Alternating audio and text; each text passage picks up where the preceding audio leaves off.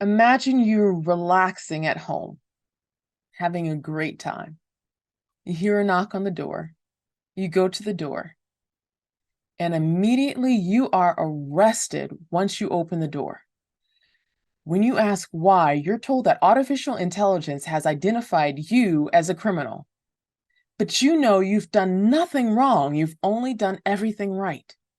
You're brought to the jail, and after 3 days, you're released, and you're told, oops, artificial intelligence made an error. You're free to go. Who would you contact in that situation? What are your rights? Hi, I am Olympia LePoint, host of Answers Unleashed, seen on AnswersUnleashed.com and the author of the Answers Unleashed book series. If you know me and have been watching my videos, you know that I have been creating a series of artificial intelligence educational videos for us to understand artificial intelligence. The beginning story that I shared is a real life story. It happened to not only one person, but several people here in the United States because artificial intelligence misidentified them. In this particular lecture, we're going to understand how U.S. civil rights are going to be changing with how artificial intelligence is being applied. If you know my background, you know that I helped launch 28 NASA space shuttles into space, and that same mathematics that I used to help do that is the same mathematics behind the artificial intelligence. We have great artificial intelligence innovation in front of us, but we also have to know how to stay safe with emerging technology. In this particular video, we're going to see how artificial intelligence is changing civil rights in 3 ways. We're going to understand the dangers that exist with the civil rights with certain type of artificial intelligence being applied. We're also going to look at which countries are using a certain type of artificial intelligence and which is not. And we're also going to look at a bill that's coming up in the United States to help people keep their civil rights with artificial intelligence. I hope you enjoy this particular video, and I want you to watch it to the end and tell me what you think. All right, we're going to start it now.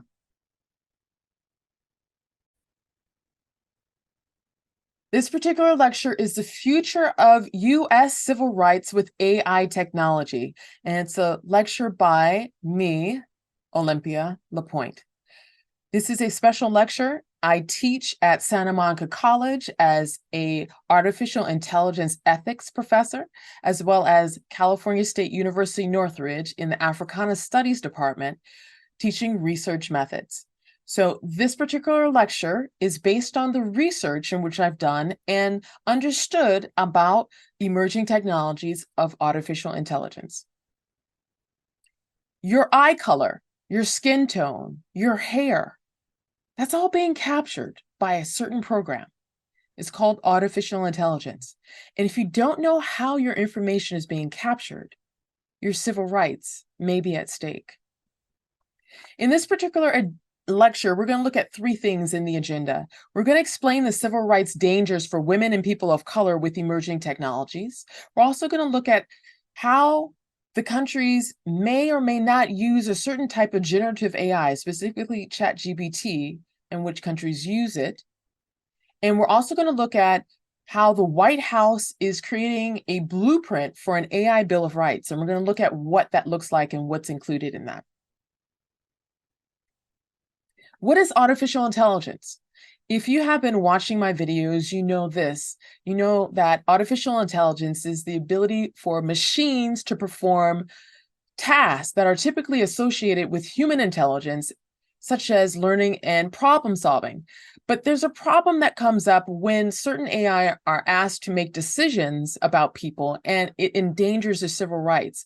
And specifically, we're going to see how the civil rights have been endangered for women and people of color, because some major groundbreaking research and analysis and articles are identified with these facts. If you think that artificial intelligence is always going to make the right decision, I want you to think again, because artificial intelligence is being generated and created by humans. What is the artificial intelligence and how is artificial intelligence built. This particular image is from the Berkeley School of Information, and it's the AI learning loop. And I'm going to describe this to us so it makes sense. Here's a design. There is a person creating an artificial intelligence algorithm. That's a design, and they base it on a set of data that they have. This design is either accurate or not accurate. It's then applied to a real life situation. Then it's applied to a worldly situation with more data. And what happens from those decisions, it creates more data and it goes into the model again, which is the algorithm. And the algorithm then applies it to a certain situation, and it goes and makes the decision in the real world. More data is collected and the design updates itself. But here's a problem. If the design or algorithm in itself was faulty, meaning that it created a false way of making decisions, the whole AI structure falls apart. If it's applied to an area that is not accurate, the whole AI outcome falls apart. If the real world doesn't represent what the design has, the whole artificial intelligence falls apart. Or if the data itself doesn't include real life situations that incorporate every concern, this AI model falls apart and it keeps learning incorrect information. So let's look at how this artificial intelligence affects people. Let's look at this first fact. AI can misdiagnose women and African American patients pertaining to medical care. In some cases, AI will assume African Americans are not that ill or sick. When I first read this, I didn't believe it until there was research pointing to this fact. This came from the Journalistic Resource News article, and it said that artificial intelligence can fuel racial bias in healthcare. And what was really fascinating is that not all AI is equal. Some algorithms promote unequal medical care, while others actually close the gaps. And when AI is trained by data that lacks diversity, it creates a bias in healthcare. And this was fascinating. This article identified that this AI model didn't necessarily do well with predicting how people needed health and healthcare because the model looked at two things that were unrelated to a person's health. The researchers learned that the machine learning algorithm of the AI had trained itself to see healthcare costs as a proxy for the patient's level of health, when in reality, it is reflective of the healthcare industry's inequitable investment in some patient populations over others.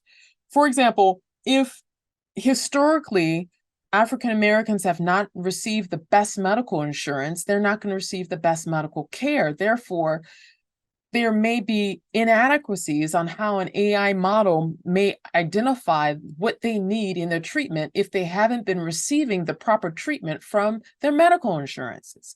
So the lesson here was that not all AI can accurately predict the level of health of some individuals. It was really fascinating to find out that AI can be trained to detect race. And this actually came from several news articles. Previous research has shown that AI can be trained to detect a person's race from medical images, even though human experts who are looking at the images aren't able to tell the patient's race just from looking at those images themselves. So if someone can manipulate artificial intelligence to specifically make decisions based on race, this is a concerning result. there were more studies that showed that Black patients were affected. Per NPR News, a landmark study in 2019 published in the Journal of Science found that AI was biased against Black patients. Previous research has shown that Black patients are more likely than white patients to have their pain dismissed and untreated. And this was per the exact words of the NPR News article. And some models were able to correct the issue by assigning a higher pain value to Black patients so Black patients could receive the proper care in medical care settings. This was the second fact that was really just mind-blowing to find out. AI can discriminate against women and people of color on multiple platforms like safety concerns, job placement, and other key concerns in society for decision-making. They happen in 3 different areas identified through the Berkeley School of Information: facial recognition, job recruiting, prison sentencing, which was really, really fascinating. And I'm going to break these down for us so we understand it. Facial recognition software used in services like biometric security at airports, on phones. It performs better on people with lighter skin tones, but it performs worse on people with darker skin tones, and the worst on darker skin tone females. Job recruiting also was affected. Studies showed that in the past, an Amazon job recruiting tool used data from prior applicants, which skewed towards only picking men for certain tech jobs, and picking men for only certain type of executive jobs. So basically, if you had anything on your resume that indicated that you're a woman or received a women's award or spoke at a women's event, there was an AI tool specifically throwing you out of the pool simply because you're a woman. And this is per research studies. Prison sentencing also is affected by something called risk assessments that are unreliable. Algorithms used in criminal justice systems predict the likelihood of those convicted will commit a further crime, which affects their sentence. So a mathematical model is determining unreliable risk assessments in some cases. And these risk assessments are placing people in jail longer. Now, you must think about this. Certain groups of people are unfortunately stopped across the United States. And are these groups of people simply because they're stopped being placed into an AI system for a likelihood of conviction? These are the things that you must consider, and lawmakers must understand, and more importantly, the artificial intelligence engineers must design out of their algorithms. The fact number 3 is AI discriminates on applicants of color who have Black names or associated zip codes, which is really phenomenal. Phenomenally bad, I would say, because you want to have things to be fair. There was bias based on your name. According to a Forbes article, hiring managers pass over names associated with Black people in their rush to interview and review resumes, according to a study of all 50 U.S. states, because names are among the first things you learn about someone. They can influence first impressions, and this data goes into an AI algorithm. And based on your name, if you had a Black name, it was not that great. According to Forbes found that the names of workers perceived as Black, such as Shanice or Terrell, were more likely to elicit negative presumptions, such as being less educated, productive, trustworthy, and reliable, than people with either white-sounding names, such as Melanie or Adam, or racially ambiguous names, such as Crystal or Jackson. And this is quoted directly from the Forbes magazine article. So if you have a name that's a woman's name, or you have a name that is a Black name, chances are you're not being put into certain artificial intelligence pools for jobs. And it's based on, remember, there's some artificial intelligence that's good and some artificial intelligence that's not that great. What was really interesting is that the article continued that white-sounding names were preferred. White participants who opposed affirmative action, and I'm quoting directly, white participants who opposed affirmative action were more than twice as likely to select an applicant with a white-sounding name compared with applicants perceived as Black, whether or not they had to make the simulated hiring decision in a hurry. But there was really good news. HR Morning had an article, and that they said that there's hope in AI corrections, meaning you can actually create an AI model that's going to be fair. And this article that HR Morning had, how HR can understand and mitigate potential pitfalls, gave processes in which artificial intelligence creators can create algorithms so it is fair for people. And in doing so, you reverse data and measurement bias. The AI tools can be built to reverse algorithms contributing to sexism and racial discrimination. So there's good news because you can actually create a model to create adjustments so there's not a false learning loop within artificial intelligence. Now, there's certain countries that are not using certain type of generative AI of ChatGPT, where it's illegal. Now, if you know anything, generative AI, ChatGPT, is a form of artificial intelligence that is a company that creates it. OpenAI is a US-based company. And in certain countries, generative AI, ChatGPT, is illegal. And this was from a Yahoo article. And there's some countries that are not using types of AI. So my question was, why are they not using certain types of AI, or do they have their own? Is it bias? Are these countries with people who are of color knowing that certain AI programs will be biased towards them?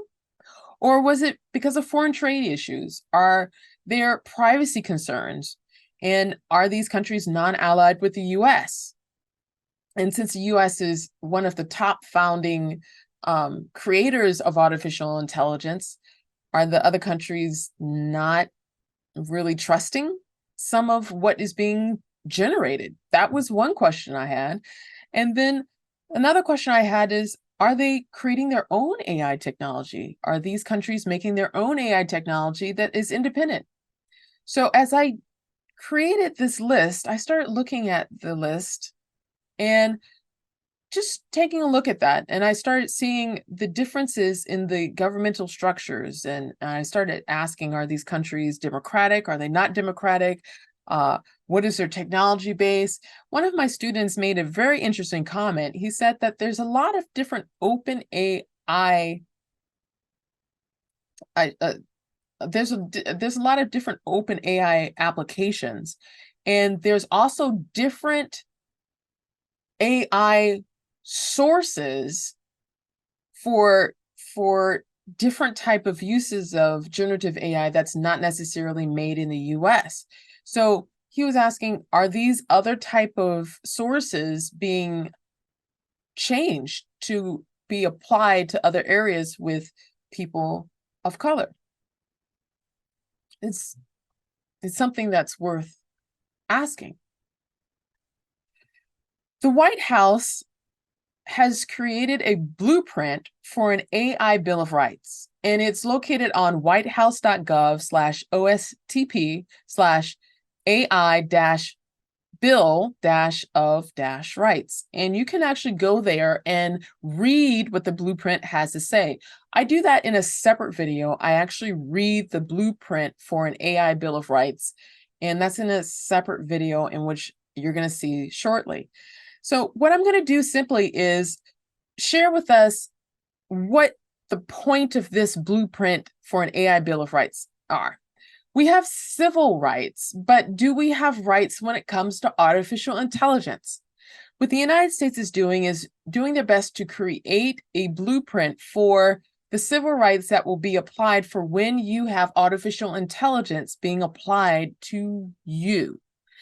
So this comes from the White House, the Office of Science and Technology Policy, and it's a blueprint for an AI Bill of Rights, and it's available for people to check out online. And it looks at 5 different areas: safe and effective systems, algorithmic discrimination protections, data privacy, notice and explanation, and human alternatives, consideration, and fallback options. And what I'm going to do is briefly describe each one in a summary type of approach. And you can actually go to the website and read it in detail. And I'm going to describe what each one is in a summary so you get an idea of how there are actions being taken to help protect people's civil rights in the wake of emerging technologies. People will be able to have their U.S. civil rights protected once there's laws in place with how your rights still exist with artificial intelligence technology. 5 steps to help you with the blueprint for an AI Bill of Rights. One is understanding safe and effective systems. What this blueprint of a bill says is that you have to create a system that's safe. And if it's not safe, it needs to be shut down.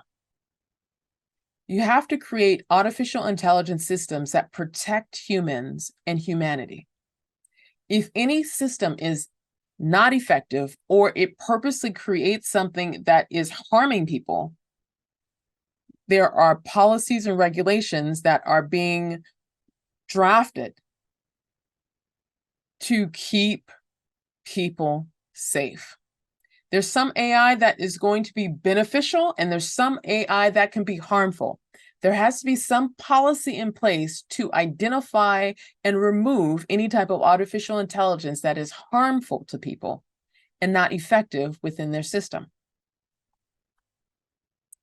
Algorithmic discrimination protections. As we've seen before with the facts earlier in this lecture, there are discriminations happening with certain people with certain AIs programs. So in order to effectively protect people, there has to be a way for you to go into systems, check the algorithm, make a correction to it, and ensure that people are treated fairly within AI systems.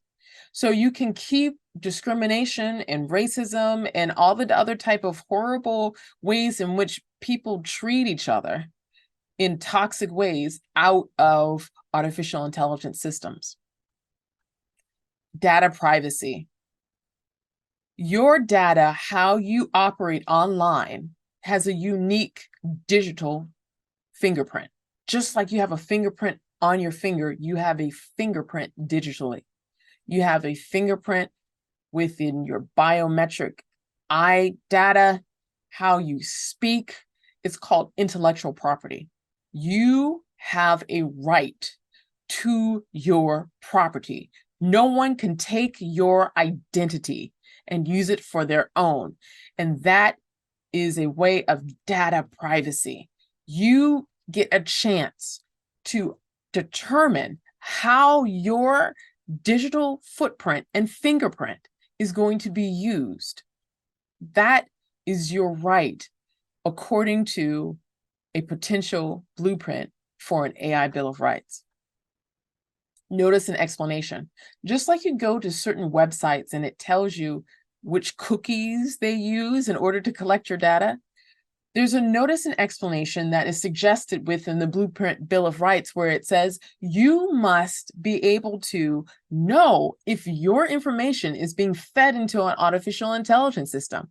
For example, if you go to a dating app and you download the app on your phone, your pictures, do you know which dating apps use artificial intelligence on your images and your sound and your video versus which ones do not? You deserve to know so you make a decision on how and when your information is going to be used and which artificial intelligence your data is being placed into. And lastly, human alternatives, consideration, and fallback. You deserve a right to have your information not scanned through a computer if you choose for it not to be. For example, if you go to a bank and want a bank loan, You deserve the right to have your information taken out of a computer system and have your information reevaluated based on data and facts that you bring to the table that's not necessarily part of an AI system. So you, according to this bill, would have the ability to have a different way of your information being assessed so you have effective decision making over your information. And that is human alternatives, consideration of fallback, when you have consideration done by a human and not a computer. Visit my website on answersunleashed.com SMC for more videos like this. I hope you have enjoyed this particular video that shares with you how your civil rights are being affected with artificial intelligence. And I hope that you continuously watch this video, share this video with other people, so people know how people are affected with artificial intelligence, specifically people of color and women. It doesn't matter where you live, if you're in the United States or abroad, artificial intelligence is going to impact your life. You have to know how artificial intelligence is being created and what type of safeguards need to be in place so women, people of color, and people across the world can be treated with dignity and respect with emerging technologies. I am happy you have enjoyed this video. At the very end of this video, I'm going to put up the references so you can see the websites that I went to. And for more videos like this, check out my website, answersunleashed.com, where I have more websites, videos, and information. If you want to enroll in my class that deals with artificial intelligence ethics, visit answersunleashed.com/SMC.